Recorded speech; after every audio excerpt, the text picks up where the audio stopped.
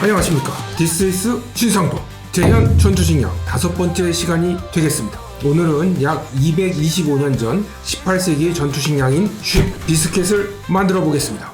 쉽 비스켓은 사실 여러가지 이름으로 불렸습니다. 브라운 비스켓, 하드 비스켓, 바일러 브레드 또는 쉽 브레드라고 불렸습니다. 쉽 브레드라는 이름에서 알 수 있듯이 지금과 같은 얇은 두께의 비스켓이 아닌 크고 굵고 둥근 모양의 형태를 가지고 있었습니다. 주로 해군이나 선원들이 항해 중에 먹던 딱딱한 빵이라고 할 수 있겠습니다. 사실 딱딱한 빵보단 돌 같은 빵이라고 하는 게 더 어울릴 것 같습니다.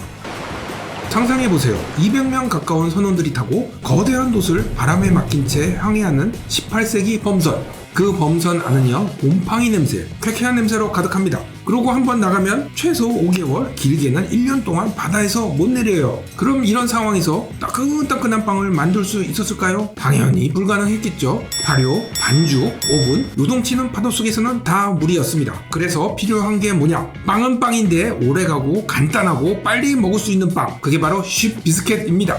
또한 쉽 비스켓은 하드텍이라고도 불렸는데요. 하드텍은 19세기 남북전쟁 당시 주로 육군에서 사용되던 비스켓을 통칭하는 용어입니다. 쉽 비스켓과 하드텍은 모양에서도 약간의 차이가 있습니다. 하드텍은 병사들이 휴대하기 편하도록 사각형의 얇은 모양을 가졌습니다. 반면에 쉽 비스켓은 좀 더 둥글고 두꺼운 형태를 가지고 있습니다. 그리고 보관 장난 아닙니다. 얼마나 오래 가냐면 미국의 전투식량 전문 유튜버 스티브1989라는 사람이 있습니다. 그 유튜버가 153년 된 남북전쟁 시절에 하드텍을 실제로 먹어봤습니다.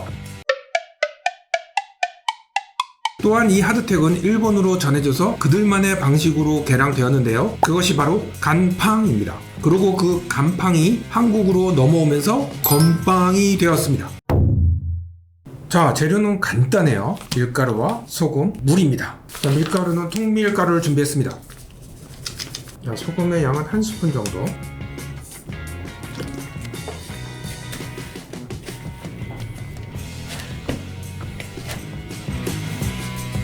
자,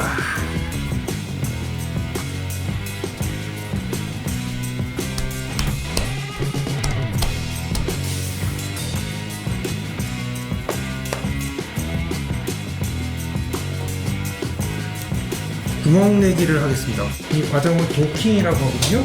이 도킹은 오븐에 구울 때 부풀어 오르는 것을 막고 수분이 완전히 빠져나갈 수 있게 하고 그 속도 완전히 익혀줍니다. 이렇게 이 정도면 되겠지?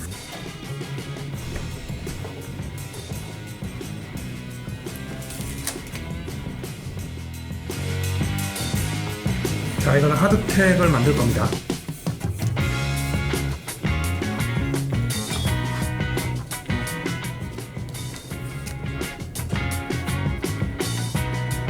자, 하드텍 반죽이 되겠습니다. 제가 에어프라이어용으로 구입을 했는데 이게 5분도 되네요.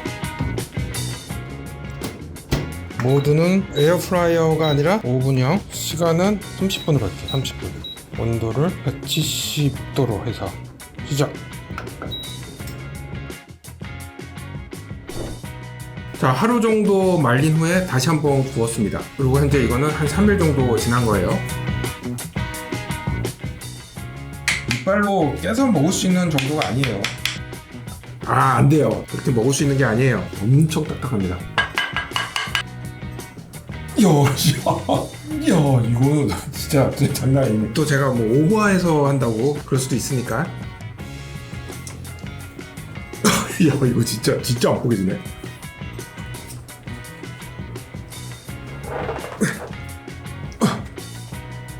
와, 이거 손의 힘으로는 뽀갤 수가 없습니다. 이거는 될 것 같아요. 이거 크기가 크니까 잡기가 더 편하니까. 야, 진짜 돌같이 단단합니다.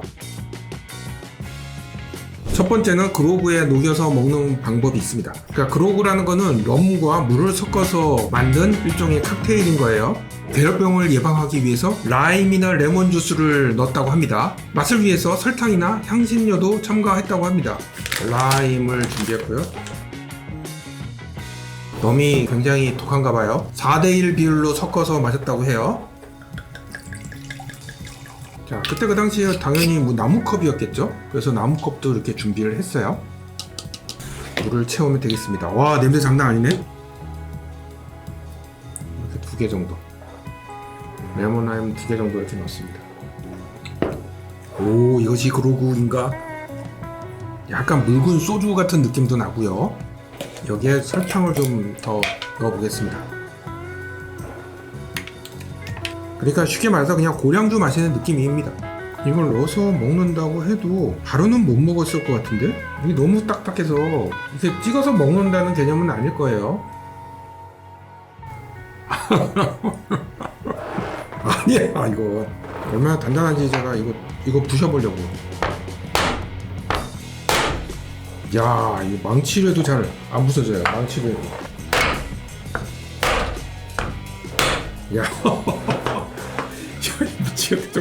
이 정도로 해야지만 부서진다. 야, 씹비스킷. 오래되면 여기 이제 벌레들이 생길 거 아니에요.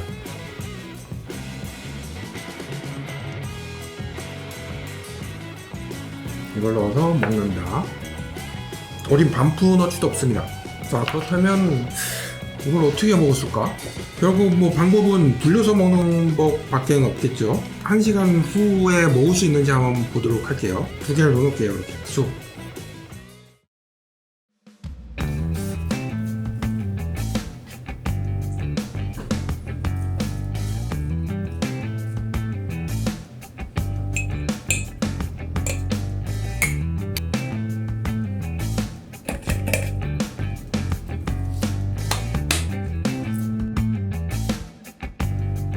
삼 3일 정도 염장을 했고요. 우.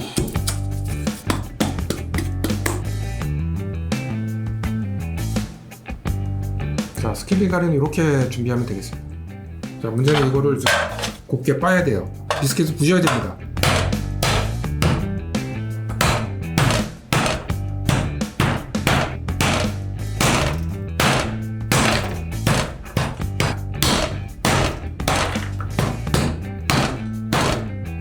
엄청나게 단단하네. 이렇게 단단할 줄 몰랐네.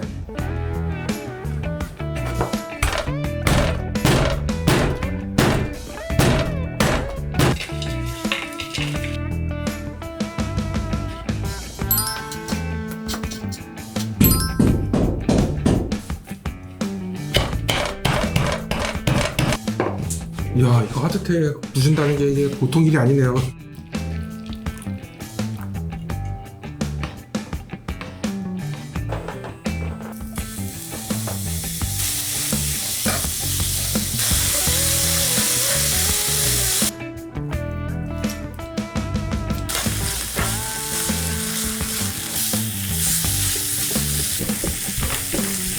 야, 진짜 이렇게 해서 먹었겠네.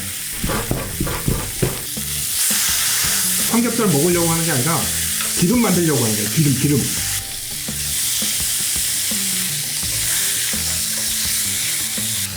삼겹살 기름이 나오고 있어요.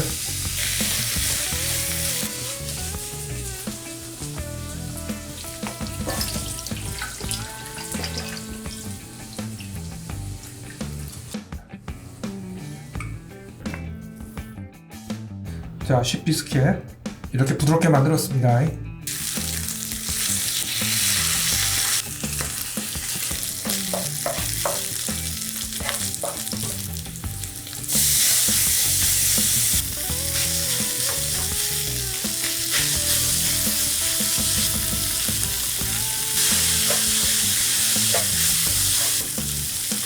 빼겠습니다. 슉.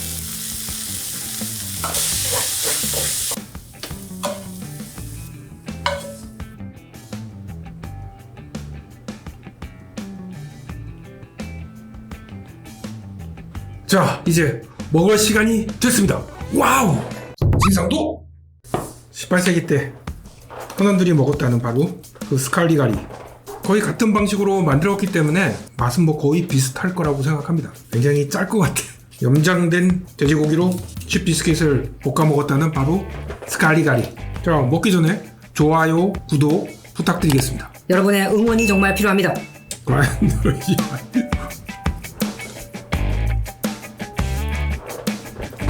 어우, 짜.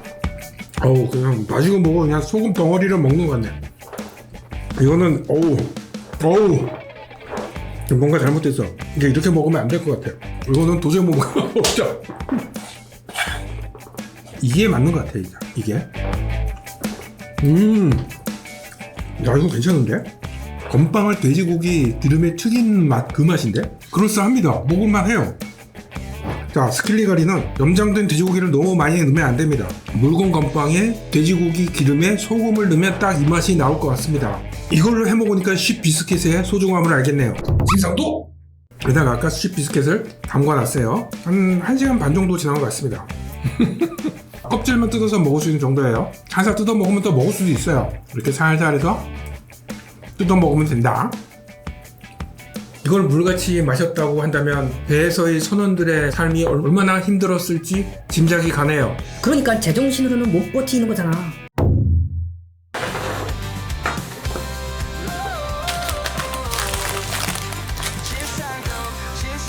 이거 10년 후에 열어봤으면 좋겠네요. 10년 후에 뵙겠습니다. Let's take